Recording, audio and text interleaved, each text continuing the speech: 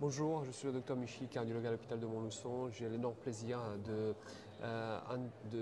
d'avoir aujourd'hui avec nous le docteur Didier Tchétché.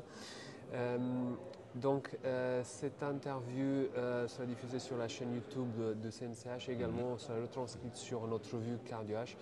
Bonjour, docteur Tchétché. Ouais, salut. Je voudrais vous poser deux questions Oui. concernant le TAVI.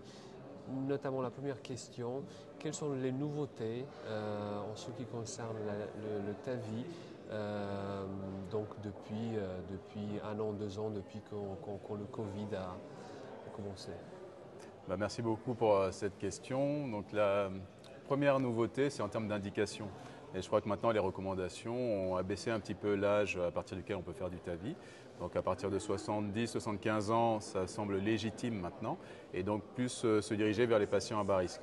Là, c'est vraiment la nouveauté en termes d'indication. On a plus le droit, on a maintenant le droit réglementaire de traiter des patients à bas risque. Donc, on a vu dans les études à low risk qu'il y avait de bons résultats à 1 an, à 2 ans, et probablement, on espère que ce sera soutenu dans le futur.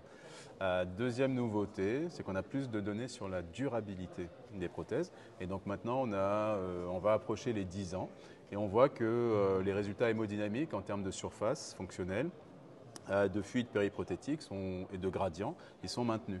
Ils sont maintenus au moins à 5 ans, 8 ans pour la prothèse auto-expansive, et donc du coup ça c'est très positif, notamment quand on va traiter des patients à bas risque. Donc ça c'est vraiment.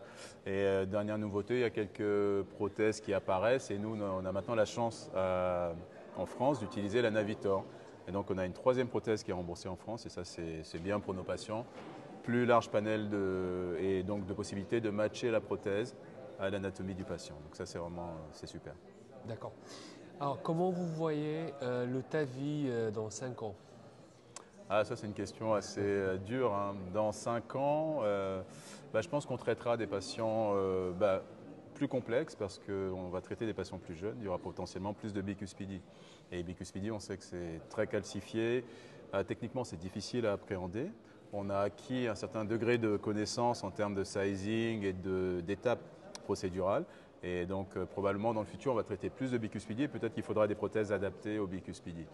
Je pense aussi peut-être dans le futur, on voit que ça commence à émerger, la robotique pour le TAVI. Donc il y aura probablement des robots qui vont émerger, qui vont nous aider à faire des procédures de façon plus sûre pour le patient, plus reproductible et avec moins de complications, quoi. Donc ça, je pense qu'on verra du robot dans le futur.